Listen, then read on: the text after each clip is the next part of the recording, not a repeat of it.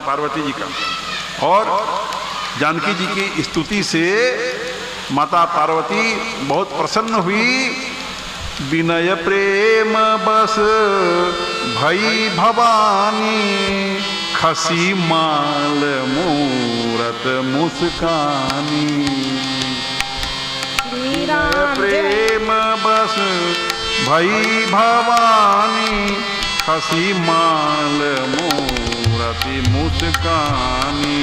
श्री राम जय राम जय जय राम, श्री राम जय राम जय जय राम। तो सीता जी की प्रार्थना से बड़ी प्रसन्न हुई है माता पार्वती, और उनके पार्वती माता की मूर्ति से माला अपने आप खिसक करके और सीता जी के गले में पड़ गई। खसी माल और मूर्ति मुस्कानी, पार्वती जी की मूर्ति जो है मुस्कुराने लगी, उनके गले की माला सीता जी के गले में पड़ गई। और सीता जी ने स्तुति गाई है। सीता जी ने जो स्तुति गाई है वो कुंवारी कन्या के लिए अच्छा वर के लिए सिद्ध मंत्र माना जाता है। जय जय गिरिवर राज किशोरी, जय महेश मुख चंद चकोरी। जय जय गिरिजा राज किशोरी, जय चंद चकोरी। जय जय गिरिवर राज किशोरी, जय महेश मुख चंद चकोरी। जय जय गिरिवर राज किशोरी, जय महेश मुख चंद चकोरी। जय गज बदन सवासन माता, जगत जननी दामिनी दूति गाता। जय गज बदन सदानन माता, जगत जननी दामिनी दूति गाता। श्री राम जय राम जय जय राम, श्री राम जय राम जय जय राम। ये लंबी स्तुति है, हम लोगों ने सिर्फ 2 लाइन गाया, और ये सिद्ध मंत्र है रामचरितमानस में। ये सिद्ध मंत्र है। आपकी कन्या कुंवारी हो तो कुंवारी कन्या से यदि आप कहो कि ये स्तुति रोज गाओ पार्वती जी के मूर्ति के सामने बैठ करके, तो उसको अच्छा घर अच्छा वर मिलेगा। अच्छे घर और वर के लिए ये सिद्ध मंत्र के समान है ये स्तुति। आइए कथा के क्रम को आगे बढ़ाएं। तो सीता जी अब इस तरह से पार्वती जी की पूजा आराधना करके वापस अपने महल को गई है, और उधर राम लक्ष्मण जी भी पुष्प लेकर के और विश्वामित्र मुनि के पास गए हैं। और रामचंद्र जी इतने सीधे हैं, इतने भोले हैं कि उनके मन की जो भी अपने उनमें विचार हुआ, जो उनके मन में भाव आए, सब जाकर के विश्वामित्र मुनि के सामने प्रकट कर दिया कि अभी भी मैंने कन्या को देखा, जानकी को देखा, मेरा मन हो गया इससे मेरा विवाह हो जाए। ऐसा अपना मनोभाव प्रकट कर दिया भगवान ने, क्लियर। इतने भोले हैं, सीधे हैं, कोई छल प्रपंच नहीं है भगवान के हृदय में। जाके विश्वामित्र मुनि को सब बात बता दिया, और विश्वामित्र मुनि बड़े प्रसन्न हुए। और खुशी खुशी जो विश्वामित्र मुनि अब उनको जो बोलने वाले हैं, यह भी एक सिद्ध मंत्र है। ध्यान से सुनिएगा, विश्वामित्र मुनि क्या बोल रहे हैं। सिद्ध मंत्र है, आपकी मनोकामनाओं की पूर्ति के लिए यह सिद्ध मंत्र गाने जा रहा हूं मैं अभी। सुफल मनोरथ होहु तुम्हारे, राम लखन सुनी भये सुखारे। सुफल मनोरथ होहु तुम्हारे, राम लखन सुनी भये सुखारे। श्री राम जय राम जय जय राम, श्री राम जय राम जय जय राम।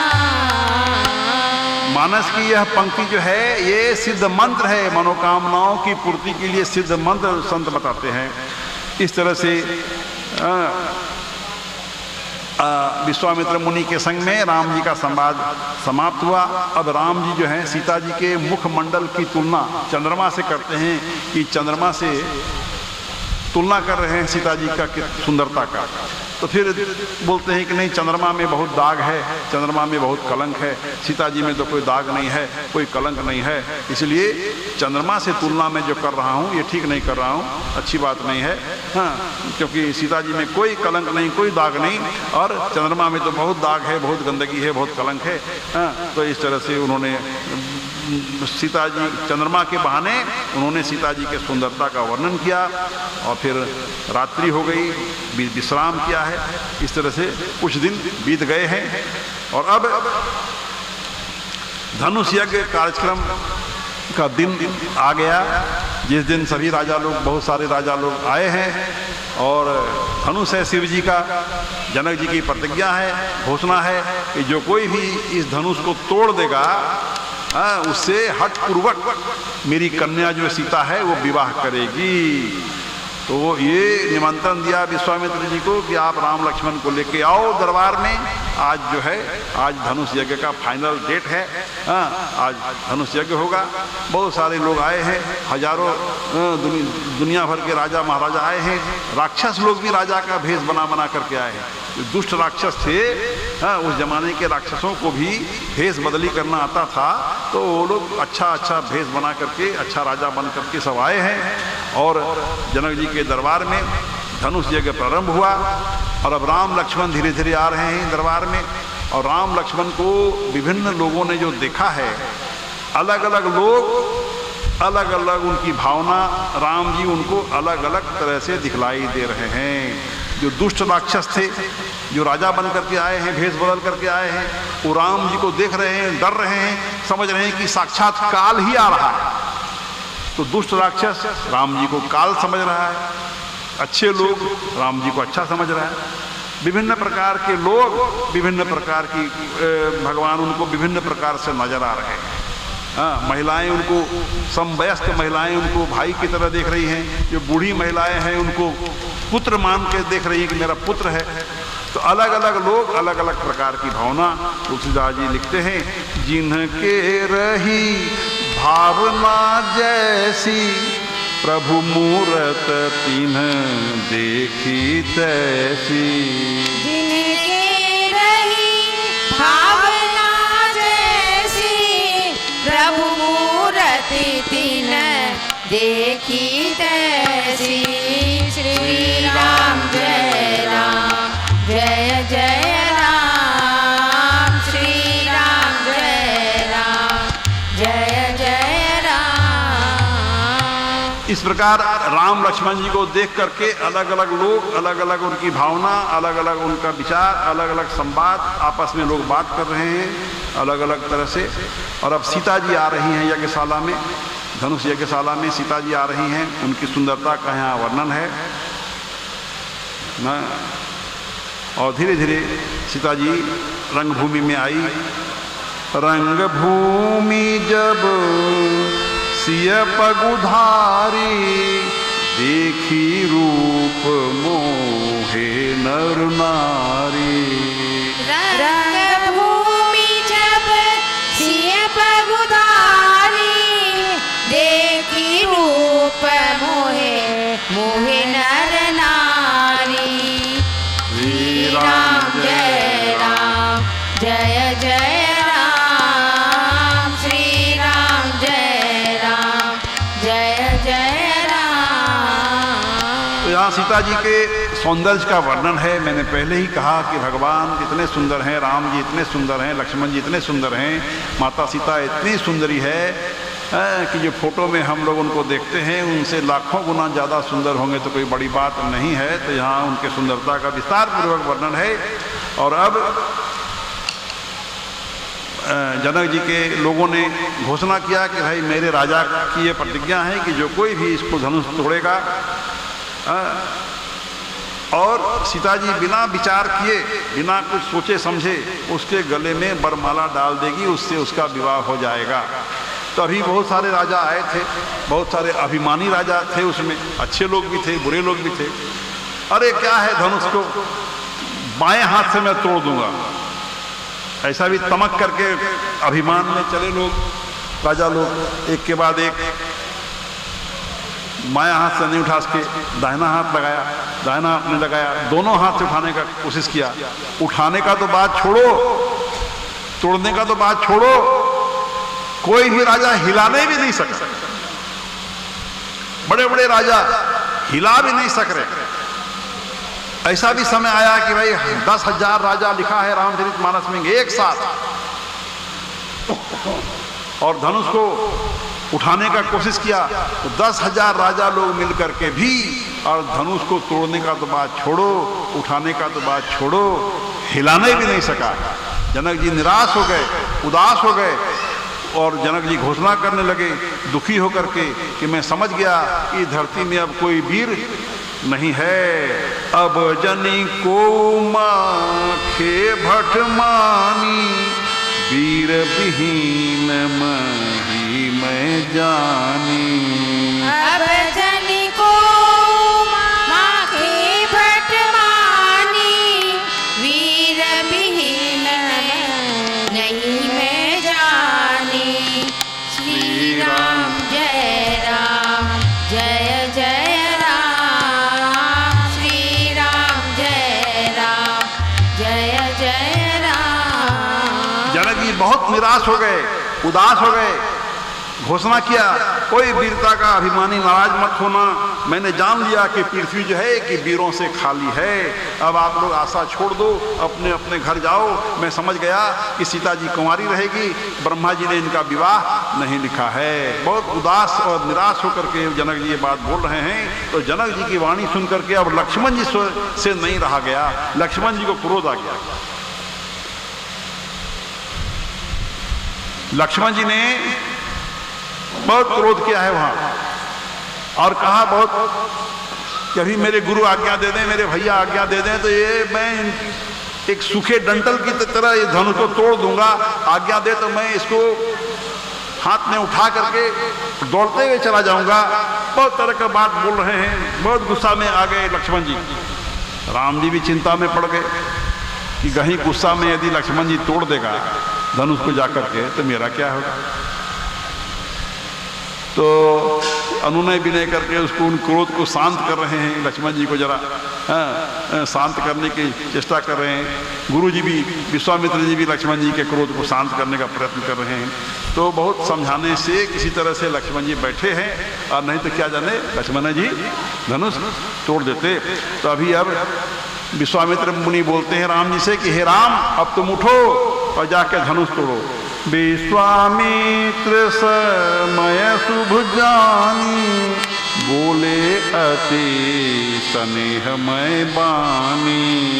विश्वामित्र समय शुभ जानी, बोले अति स्नेहमय बानी। उठहु राम भंजऊ भव चापा, मीटहु तात जनक परितापा। उठहु राम भंजऊ भव चापा, मीटहु तात जनक परितापा।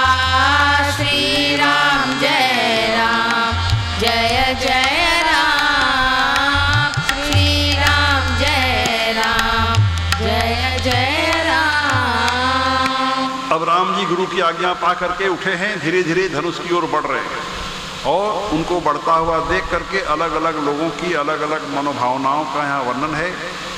सबके विचार अलग अलग हो रहे हैं। बहुत सारे लोग मना रहे हैं, जनकपुर के लोग मना रहे हैं, अच्छे जो राजा बैठे हैं वे मना रहे हैं भगवान से कि भगवान मेरे पुण्यों को ले लो और बदले में धनुष को इतना हल्का कर दो कि राम जी धनुष को उठा भी लें और उसको तोड़ भी दें। सब लोग भगवान से प्रार्थना करने लगे कि हे भगवान, आप मेरे पुण्यों को लेकर के बदले में ये दे दो। इस तरह से सब लोग मना रहे हैं। और उधर सीता जी भी और अपने भगवान से मना रही है, शिव जी से मना रही है कि हे शिव जी, मैंने बचपन से जितनी आपकी सेवा किया, बचपन से मैंने जितनी आपकी भक्ति किया और मुझको कभी कुछ नहीं मांगा आपसे, आज मैं यही मांगना चाहती हूँ कि ये धनुष राम जी तोड़ दें। आप इतना हल्का बना दो अपने धनुष को, इतना नरम कर दो धनुष को, जिससे कि राम जी सहजतापूर्वक इस धनुष को तोड़ दें। सीता जी भी ये मनाने लगी अपने भगवान से और बहुत व्याकुल है सीता जी की अवस्था जो है, बहुत व्याकुल है, बहुत बेचैन है सीता जी, बहुत एक्साइटेड है, बहुत घबराई हुई सी है, बहुत नर्वस है, बहुत बेचैन है सीता जी। राम जी धीरे धीरे जा रहे हैं। जब राम जी की नज़र पड़ी सीता जी के ऊपर तो राम जी को भी थोड़ा चिंता हो गया सीता जी की हालत देख करके, और राम जी को चिंता ये हो गया कि मैं कहीं यदि देरी कर दूं तो कहीं इसका हार्ट फेल ना कर जाए, यदि इसका हार्टे फेल हो गया तो सब बेकार हो जाएगा। और राम जी विचार करते हैं, काबर सा सब कृषि सुखाने, समय चूके पुनि का पछताने। काबर सा सब कृषि सुखाने, समय चूके पुनि का पछताने। श्री राम जय राम, जय जय राम, श्री राम जय राम, जय जय राम। तो राम जी ने विचार किया कि अब देर करना ठीक नहीं है। हाँ, और बहुत अच्छी पंक्ति ये है कि जब कृषि हमारी सूखी जाएगी, खेत हमारा सूखी जाएगा, तो वर्षा हो करके भी और क्या होने वाला है। कितनी प्रसिद्ध पंक्ति है, सब लोग हम लोगों ने सुना ही होगा इस पंक्ति को। तो भगवान विचार करते हैं कि अब देर करना ठीक नहीं है। भगवान तुरंत गए हैं और बड़ी फुर्ती से अब भगवान ने धनुष को उठाया है और फट से तोड़ दिया है। न उनको किसी ने उठाते हुए देखा, न उनको किसी ने तोड़ते हुए देखा, और इतनी फुर्ती से भगवान ने धनुष उठाया और तोड़ दिया कि दुनिया देखी ही नहीं। बहुत जोर आवाज़ हुआ, सारा ब्रह्मांड में वो आवाज़ गूंज गया और खुशी छा गई सब जगह। सब दुनिया चिल्लाने लगी, लोग बोलने लगे कि राम जी ने धनुष, शिव जी का धनुष तोड़ दिया, राम जी ने धनुष तोड़ दिया, राम जी ने धनुष तोड़ दिया। बड़ी भयंकर कठोर ध्वनि सब लोक में भर गए, सारे ब्रह्मांड में जय जयकार की ध्वनि छा गई। लोग प्रसन्न होकर के आपस में कह रहे कि भगवान ने धनुष तोड़ दिया। अब गुरु सतानंद जी की आज्ञा पाकर सखियों के संग धीरे धीरे सीता जी राम जी के पास जा रही है। सखियां समझा रही हैं कि सुहावनी जयमाला पहनाओ। जनक जी की प्रतिज्ञा की थी, जो तोड़ेगा उससे मेरी पुत्री का विवाह होगा। तो अब धनुष तोड़ दिया राम जी ने, तो बरमाला लेकर के सीता जी जा रही हैं कि अब राम जी को पहनाएंगे। राम जी को पहनाएंगे तो पहनाएंगे कैसे? एक तो राम जी जरा लंबे ज़्यादा और ऊपर से चौकी पर खड़े हैं, सीता जी का हाथे नहीं पहुंच रहा है, टेंशन हो गया वहाँ। तो लक्ष्मण जी से इशारे में कोई सीता जी ने बात किया, तो लक्ष्मण जी ने बड़ी सुंदर सहायता किया। हाँ, आनंद से भर करके लक्ष्मण जी गए, राम जी के चरणों में गिर गए, प्रणाम भैया, अपने भैया को प्रणाम करने के लिए दंडवत गिर गए। तो राम जी उनको उठाने के लिए जैसे ही झुके, उतना ही तो मौका काफी था, सीता जी ने खप से उनके गले में वरमाला डाल दिया। चारों तरफ खुशियां छा गई।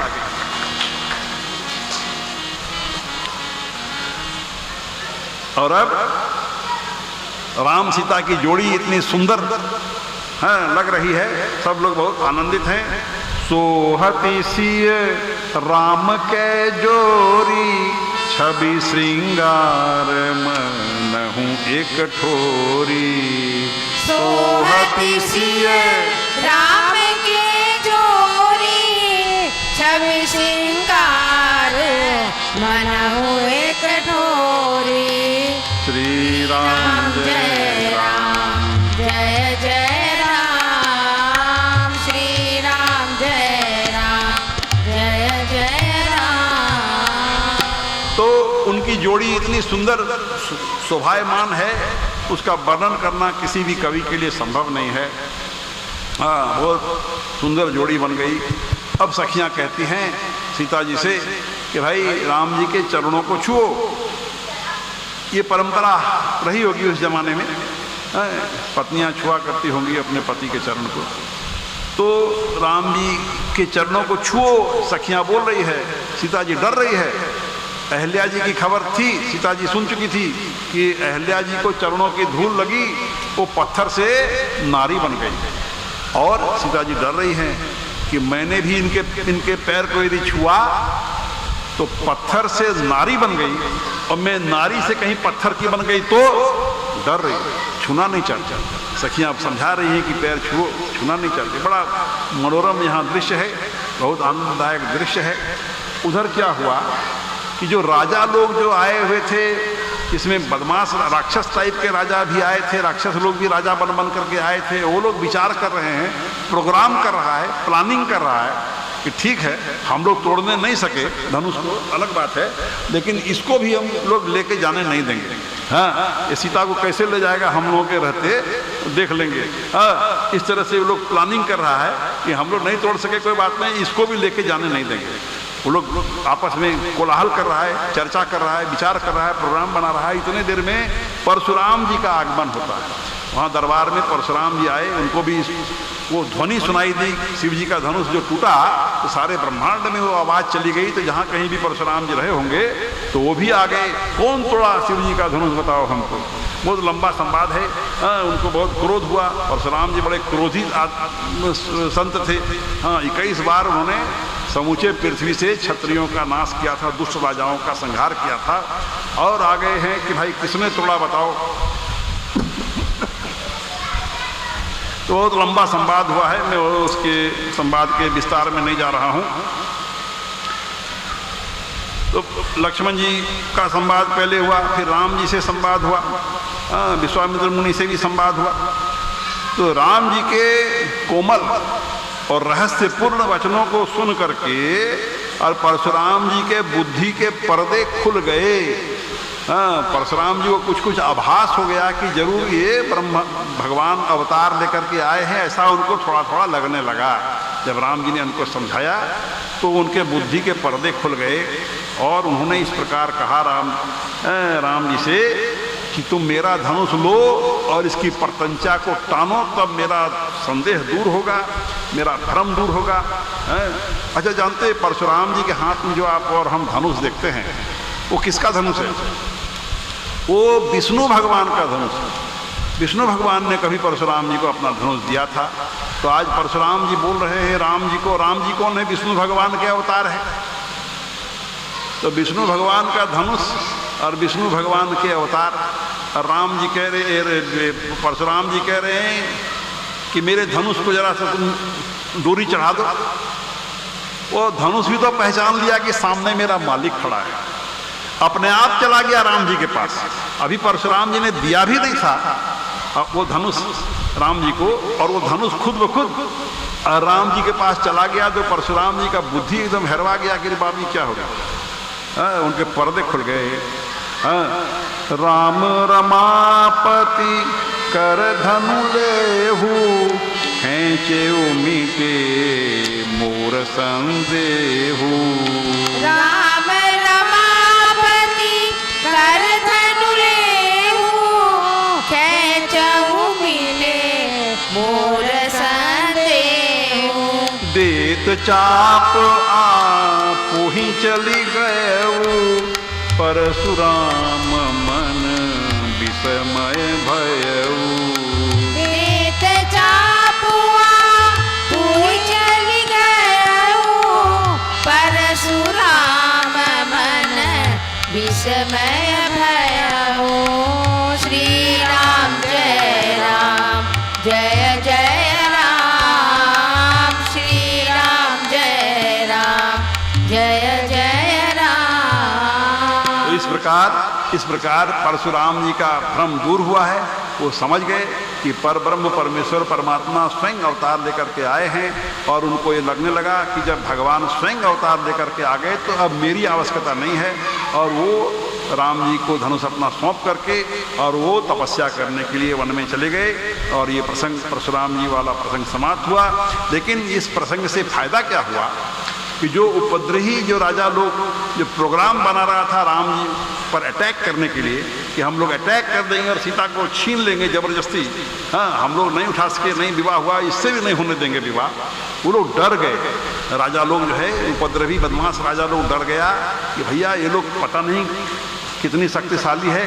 जब परशुराम जी जैसे भयंकर और देव को इन लोगों ने काबू कर लिया, अपने वश में कर लिया, शांत कर दिया, तो जरूर डर गया और धीरे धीरे सब दुष्ट राजा लोग जो है वो भाग गया, खिसक गया। हाँ, परशुराम जी के आने का यही फायदा हुआ। और देखिए अब राजा जनक बोलते हैं मुनि विश्वामित्र से कि अब आगे क्या करना है सो बताइए, हाँ जो उचित हो सो आगे बोलिए। तो विश्वामित्र मुनि कहते हैं जनक जी से कि देखिए आपकी प्रतिज्ञा थी कि जो धनुष तोड़ेगा उससे विवाह होगा, एक तरह से तो विवाह हो गया, राम जी ने धनुष तोड़ा, सीता जी ने वरमाला पहना दिया, हो गया विवाह संपन्न, आपकी प्रतिज्ञा ही ऐसी थी। लेकिन फिर भी आपके जो कुल की जो रीति रिवाज है, हाँ, उस हिसाब से आप अपना काम करिए, दशरथ जी लोगों को बुलवाइए, अयोध्या वासियों को बुलवाइए, अपने खुशी में उनको भी शरीक कीजिए, और जैसे आपके गुरु सतानंद जी हैं, आपके कुल की जो रीति रिवाज है उस हिसाब से आप अपना काम कीजिए, ऐसा समझाया गया है जनक जी को। अब जनक जी क्या किए कि अपने 2 दूत भेजा है जनक जी ने, जाओ अयोध्या, और पत्र लिख करके सारा संवाद लिखा है। उस समय मोबाइल का तो जमाना था नहीं, तो पत्र लिख के दूतों को भेजा है अयोध्या कि जल्दी दशरथ जी लोगों को बुला के लाओ। और इधर जनकपुर में विवाह की तैयारियां बहुत जोर शोर से होने लगी भाई, धूमधाम से होने लगी। और उधर जनक जी के दूतों का अयोध्या आगमन होता है और दशरथ जी से उनका बहुत सुंदर संवाद हुआ है, बहुत सुंदर मिलना नंद हुआ है। जनक जी का पत्र दशरथ जी को दिया गया, दशरथ जी ने विवाह संबंधी पत्रिका सबों को सुनाया, सभी दरबार वालों को, और बड़े खुशी होकर के दशरथ जी ने संवाद सुनाया। और फिर बारात की तैयारी शुरू हो गई। अब अयोध्या में बारात की तैयारी शुरू हो गई भाई, सब लोग बारात जाने के लिए ललायित हैं, जितने भी नर नारी हैं, बच्चे हैं, वृद्ध हैं, सब लोग बोल रहे हैं हम सब चलेंगे बारात। लेकिन भाई कुछ लोगों को तो छोड़ना होगा, अयोध्या की रक्षा करने के लिए, सुरक्षा के लिए 1000-2000 आदमी को छोड़ना पड़ेगा कि नहीं छोड़ना पड़ेगा। तो जिन लोगों को छोड़ा गया कि नहीं तुमको यहीं रहना है, अयोध्या में रहना है, बड़ा मन महसूस करके, बड़ा दुखी होकर के वो लोग बेचारे रहे हैं अयोध्या में। बाकी लोग सब अपने अपने वाहन में, विमान में, कोई घोड़ा में, कोई पैदल, कोई हाथी में, कोई ऊँट पर, कोई रथ पे, सब लोग अपना अपना सवारी ले लेकर के और बारात के लिए चलने के लिए सब तैयारी करने लगे। भरत जी को आदेश हुआ है कि भाई बारात की तैयारी कराओ, बारात को चलना है। और जब बारात चलने को हुई, जितने भी सगुन हैं सब बढ़िया बढ़िया सगुन होने लगे। मंगलमय कल्याणमय अभिमत फलदाता, जनु सब साँचे हो नहित, भय सगुन एक बार सियावर रामचंद्र की जय, पवन सुत हनुमान की जय। क्या अर्थ हुआ कि सभी मंगलमय, कल्याणमय और मनोवांछित फल देने वाले सगुन मानो सच्चे होने के लिए एक साथ सब प्रकट हो गए, एक साथ सब सगुन नजर आने लगे। और इधर अयोध्या से बारात चली है भाई, इधर अयोध्या से बारात चली और उधर जनकपुर वाले बारात के स्वागत करने के लिए जनकपुर से बाहर कुछ दूर जा कर के और स्वागत करने की तैयारी कर रहे हैं।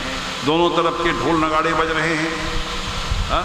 अगवानी बाराती, अयोध्या से बाराती आ रहे हैं और जनकपुर वाले अगवानी के लिए आ गए। जैसे मानिए पटना से बारात आती है, महारू जाते हैं ना हम लोग, स्वागत करो भाई बारात का, वैसे जनकपुर वाले जनकपुर शहर से कुछ दूर और उनकी अगवानी के लिए खड़े हैं। दोनों के ढोल नगाड़े बज रहे हैं। इधर भी लाखों बाराती है, इधर लाखों सराती है, अगवानी करने वाले हैं। देवता लोग देख रहे हैं आसमान से, उनको लग रहा है कि मानो दो समुद्र ही खड़ा है। और जैसे ही एक दूसरे के ढोल नगाड़ों को लोगों ने सुना, एक दूसरे से मिलने के लिए इतने व्याकुल हुए लोग, बेचैन हुए अयोध्यावासी, जनकपुरवासी, कि दौड़े चले। सड़क पर जगह नहीं मिले तो खेते खेत दौड़ने लगे।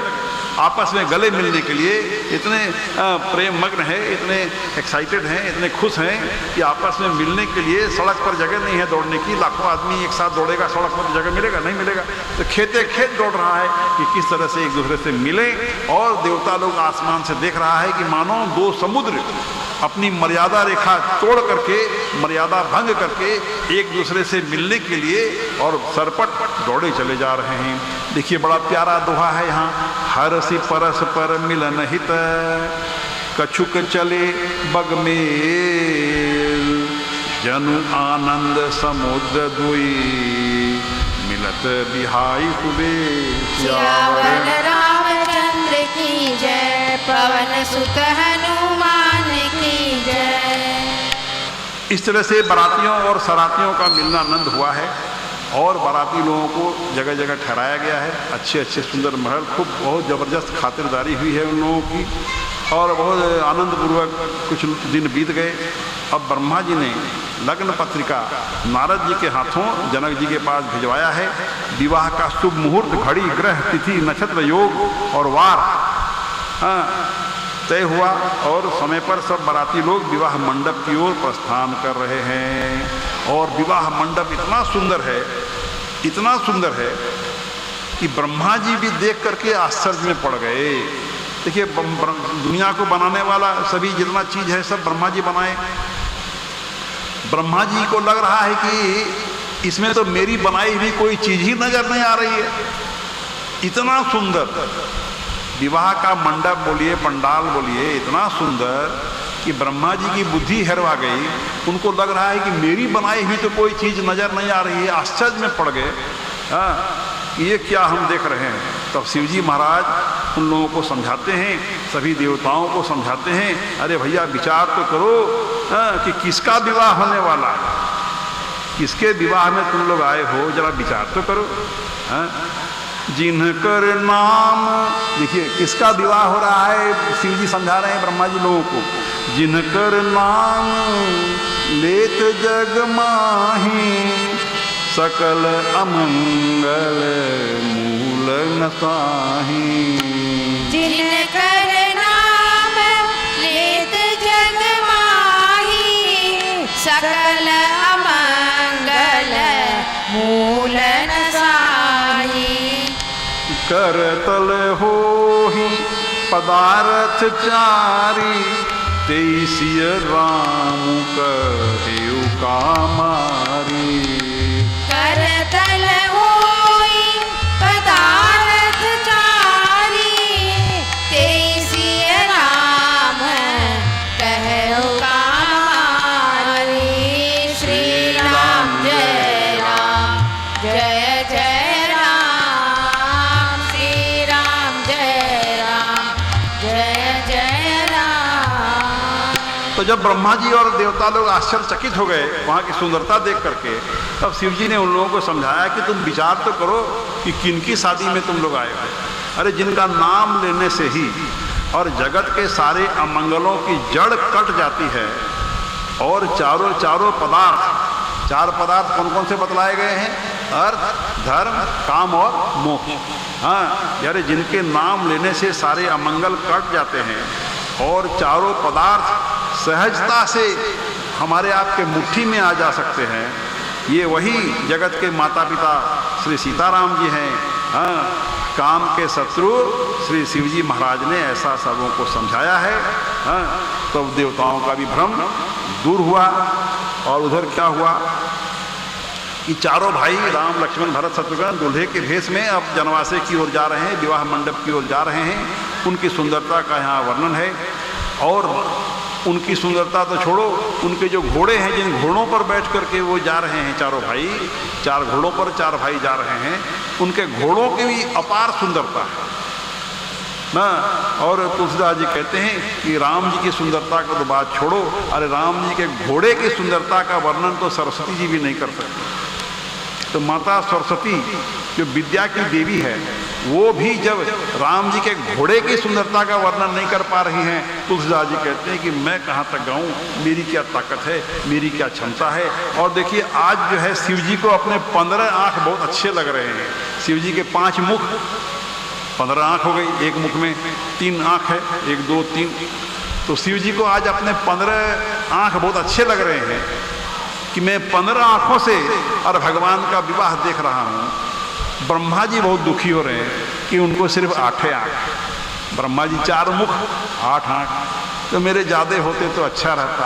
इंद्र आज बहुत खुश हो रहा है, 1000 आँख, किसी ऋषि के श्राप के चलते इंद्र को 1000 आँख। इंद्र आज अपने 1000 आँख के चलते बड़ा खुश हो रहा है, 1000 नेत्रों से वो राम जी के विवाह को देख रहा है। इस प्रकार यहाँ वर्णन है। जेहि बरबाजी राम असवारा, तेहि सारद उन बरने पारा। जेहि बरबाजी राम असवारा, तेहि सारद उन बरने पारा। शंकर राम रूप अनुरागे, नयन पंचदश अति प्रिय लागे। शंकर राम रूप अनुरागे, नयन पंचदश अति प्रिय लागे। श्री राम जय राम, जय जय राम। श्री राम जय राम, जय जय राम। इस तरह से विवाह मंडप में लोग पहुँचे हैं। हाँ, सभी की सबों की सुंदरता का वर्णन है। और अब सीता जी को बुलाया गया है कि दुल्हन सीता जी को बुलाओ और उनकी बहनों को बुलाओ। हाँ, दूल्हे लोग तो आ गए हैं, तो अब यहाँ सीता जी की सुंदरता का भी वर्णन बहुत अच्छे से किया गया है। सिय सुंदरता बरनी न जाई, लघुमती बहुत मनोहरताई। सिय सुंदरता बरनी न जाई, लघुमती बहुत मनोहरताई। श्री राम जय राम, जय जय राम। श्री राम जय राम, जय जय राम। तो सीता जी की सुंदरता का वर्णन किसी की ताकत नहीं है, सरस्वती जी की ताकत नहीं है, किसी कवि की ताकत नहीं है जो वर्णन कर सके, क्योंकि बुद्धि बहुत छोटी है और सुंदरता अपार है। वो छोटी सी बुद्धि में उतनी अपार सुंदरता नहीं अट सकती, इसलिए किसी की ताकत नहीं है जो सीता जी की सुंदरता का वर्णन करे। देवता लोग प्रणाम कर रहे हैं, आसमान से फूल बरसा रहे हैं, मंगलों की ध्वनि हो रही है, मुनि ऋषि मुनि लोग आशीर्वाद दे रहे हैं और ढोल नगाड़े बज रहे हैं, बहुत जोर से शोर मचा हुआ है। सब नर नारी प्रेम और आनंद में मग्न है। इस तरह से सीता जी विवाह के मंडप में आई। अब तुलसीदास जी कहते हैं, जाई न बरनी मनोहर जोरी, जो उपमा कछु कहो सुथोरी। जाई न बरनी मनोहर जोरी, जो उपमा कछु कहूँ सुथोरी। श्री राम जय राम, जय जय राम। श्री राम जय राम, जय जय राम। इस प्रकार विवाह संपन्न हुआ। 14 भुवनों में सभी 14 लोक हैं, सभी लोकों में उत्साह भर गया, आनंद भर गया। सब लोग चर्चा करने लगे कि रामचंद्र जी का विवाह हो गया, रामचंद्र जी का विवाह हो गया, रामचंद्र जी का विवाह हो गया। भरी भुवन रहा उछाह राम, विवाह भास बोहि कहा। विवाह भास बही कहा, विवाह भास बही कहा। केहि भांति बरनी सिरात रसमा, एक यहु मंगल महा। एक यहु मंगल महा, एक यहु मंगल महा। एक यहु मंगल महा। 14 भुवनों में 14 लोगों में उत्साह भर गया। सब ने कहा कि रामचंद्र जी का विवाह हो गया, रामचंद्र जी का विवाह हो गया। और उसके वर्णन, उसकी आनंद का वर्णन करना संभव नहीं है। आइए श्रीमान कुबेर झा जी से आग्रह है कि विवाह का एक भजन आपके सामने प्रस्तुत करें। भैया पता एक माइक दीजिए उसको, भजन गाएंगे।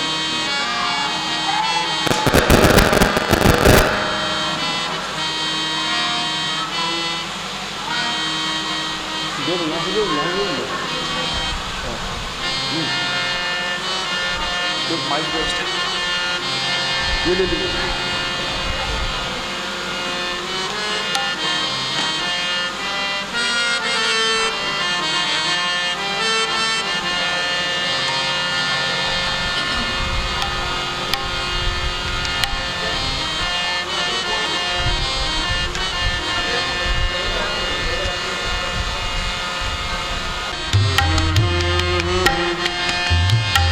चलो रे भाई जनक जी के द्वार से बिहावन प्रभु आए।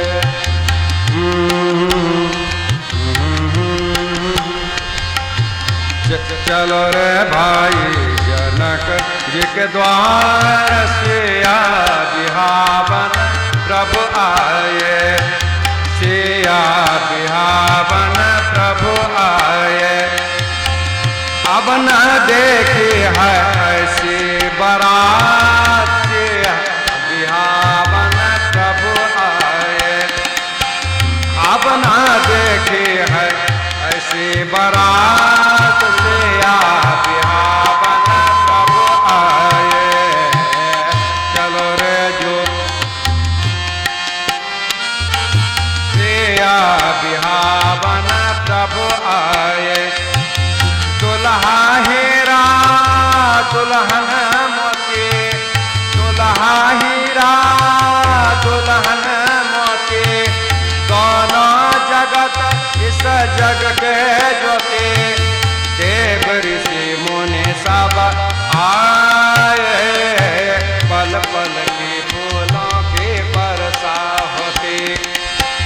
ऐसी नहीं देखी है, ऐसी नहीं देखी है ऐसी बारात, बिहावन प्रभु आए। चलो रे भाई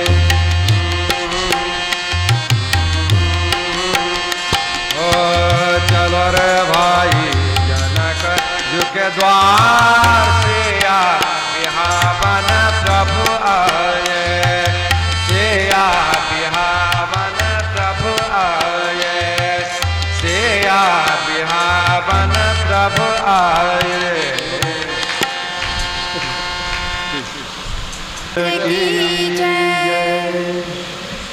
इस प्रकार राम जी सीता जी का विवाह संपन्न हुआ और फिर सबों की सहमति से मांडवी जी का विवाह भरत जी के साथ संपन्न हुआ।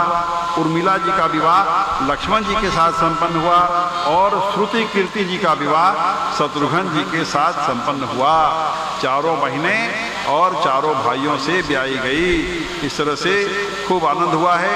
बहुत उत्सव मनाया गया चारों तरफ और कई दिनों तक बारात रही है जनकपुर में। और फिर किसी तरह से बारात जनक जी जाने नहीं दे रहे हैं, बारात वापस जाना चाहती है अयोध्या, लेकिन जनक जी अपने प्रेम के रस्सी में बांध करके रखे हुए हैं और बारात को जाने नहीं दे। अच्छा कुछ दिन और रहिए, कुछ दिन और रहिए, कुछ दिन और रहिए।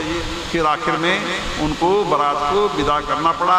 सब लोग अयोध्या लौट करके आए हैं और अयोध्या में भी बहुत आनंद, बहुत उत्साह छाया है। माताओं ने अपने बहुओं की बड़ी खातिरदारी किया है, बहुत स्वागत सत्कार किया है और खूब उनके ऊपर प्रेम न्यौछावर किया है। और अयोध्या में भी और अत्यंत आनंद छाया हुआ है।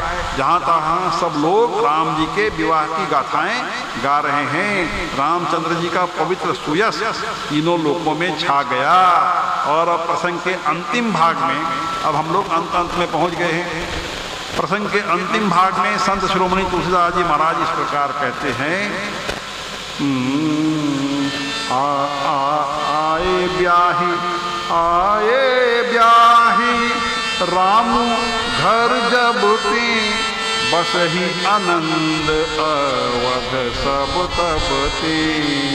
आए ब्याही राम घर जब ते बसई आनंद अवध सब तब ते। प्रभु विवाह जस भयउ उछाहु सकहि न बरनि गिरा अहिनाहु। प्रभु विवाह जस भयउ छाहु सकहि न बरनि गिरा अहिनाहु।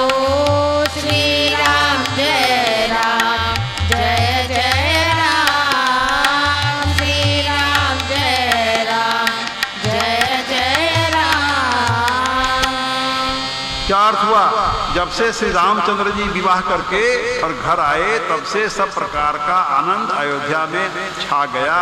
मानो सभी प्रकार का आनंद अयोध्या में आकर के परमानेंट बस ही गया।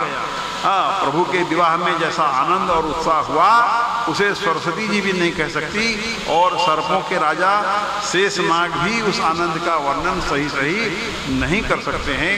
तो तुलसीदास जी आगे कहते हैं छंद में, निज गिरा पावनी करन कारण राम जस तुलसी कयो। राम जस तुलसी कहो राम जस तुलसी कहो। रघुबीर चरित अपार बारिधि पारु कवि कौनो लयो। पारु कवि कोने लयो पारु कवि कोने लयो। उपबीत ब्याह उछाह मंगल सुनिजे सागर गावही। सुनिजे सादर गावही सुनिजे सादर गावही। बैदेहि राम प्रसाद तेजन सर्वदा सुख पावही। सर्वदा सुख पावही सर्वदा सुख पावही। सर्वदा सुख पावही सर्वदा सुख पावही। तुलसीदास जी यहाँ कहते हैं कि मैंने अपनी वाणी को पवित्र करने के लिए और राम जी का यश का गान किया, राम जी की कथा का गान किया। नहीं तो क्या है कि रघुनाथ जी का जो चरित्र है वो अपार समुद्र है। किस कवि की मजाल जो उस समुद्र को पार कर सके।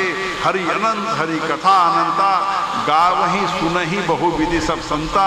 भगवान की कथा का पार नहीं है, कोई भी पार नहीं कर सकता है। मैंने अपनी वाणी को पवित्र करने के लिए और इस कथा का गान करने का प्रयास किया। और क्या कहते हैं तुलसीदास जी छंद में कि जो लोग भी राम जी के यज्ञोपवीत और विवाह के मंगल में उत्सव का वर्णन आदर के साथ सुनेंगे अथवा गाएंगे वे जानकी जी और राम जी की कृपा से सदा सुख पाएंगे। एक बार फिर सुन लीजिए। उपबीत ब्याह उछाह मंगल सुनिजे सादर गावही। सुनिजे सादर गावही सुनिजे सादर गावही।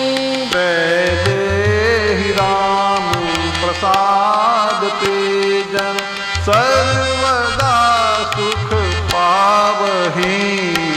सर्वदा सुख पावही सर्वदा सुख पावही।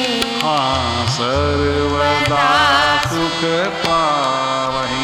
यदि हमको आपको हमेशा सुख पाना हो इस जीवन में और इसके बाद के जीवन में भी यदि हमारा सुख पाना चाहते हो तो तुलसीदास जी कहते हैं कि राम जी के यज्ञोपवीत और विवाह के मंगलमय उत्सव का वर्णन आदर के संग में सुनो अथवा गाओ, और जानकी जी और राम जी की कृपा होगी और हमारा जीवन जो है मंगलमय होगा, आनंदमय होगा। इस जीवन में भी सुख पर हमारा आपका अधिकार सिद्ध होगा और मरणोपरांत के जीवन में भी और सुख पर हमारा अधिकार सिद्ध होगा, हमारे लिए विमान आवेगा। इसलिए भगवान की कथा का गान जरूर सुनना चाहिए, जरूर गाना चाहिए जहाँ तक संभव हो। तो इस राम जी के विवाह की महान महिमा का वर्णन इस प्रकार से कह करके और एक सोठा में, और यहाँ तुलसीदास जी कहते हैं, जे सप्रेम गावहि सुनहि सिय रघुबीर विवाह, मंगलायतन राम जसो तीन कहूँ सदा उत्साह, सियावर रामचंद्र की जय, पवन सुत हनुमान की जय। क्या अर्थ हुआ? तुलसीदास जी कहते हैं सोठे में कि सीता जी और रघुनाथ जी के विवाह प्रसंग को जो लोग प्रेम पूर्वक गाएंगे अथवा सुनेंगे उनके लिए सदा उत्साह ही उत्साह रहेगा, आनंद ही आनंद होगा, खुशी ही खुशी रहेगी। क्यों? क्योंकि रामचंद्र जी का यश जो है वो मंगलों का धाम है। इसलिए भगवान की कथा जरूर सुननी चाहिए, जरूर गाना चाहिए। इससे हमारे आपके जीवन जो है मंगलमय होगा, आनंदमय होगा, कल्याणप्रद होगा। इस जीवन में भी सुख और शांति पाएंगे और मरणोपरांत के जीवन में भी और सुख पर हमारा आपका अधिकार सिद्ध होगा। श्री राम जय राम, जय जय राम, श्री राम जय राम, जय जय राम, श्री राम जय राम, जय जय राम, श्री राम जय राम, जय जय राम, श्री राम जय राम, जय जय राम, श्री राम जय राम, जय जय राम। आइए अब आरती का गान किया जाए। यहाँ आरती हो गई, आरती गाओ। आया